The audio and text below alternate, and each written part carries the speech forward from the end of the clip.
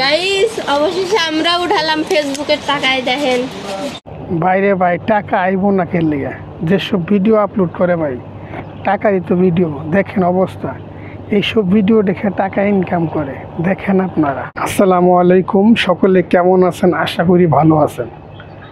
আমরা কিছুদিন আগে যে একটা নিউজ দেখেছি যে আজিম বৃষ্টি নামে একজন কাপল যুগল তারা নীল জগতে পা রেখেছিল বাংলাদেশ থেকে অশ্লীল ভিডিও আপলোড করে তারা সামাজিক যোগাযোগ মাধ্যমে ছড়িয়ে দিয়েছিল।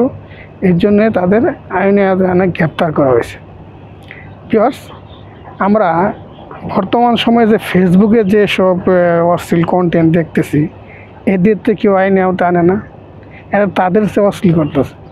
এরা কি আইনের চোখে দৃষ্টিতে পড়ে না? দেখেন, আমি কিছু চ্যানেলের নাম দেখাবো আপনাদের স্ক্রিনে।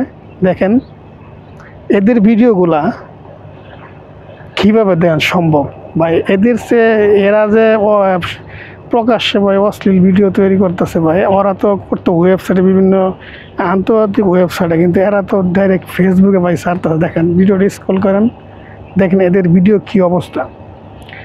এরা ফেসবুকটাকে নষ্ট করছে। এটা কি প্রশাসনের দৃষ্টি পড়ে না? খেলে প্রশাসন কি এদের দৃষ্টি পড়ে?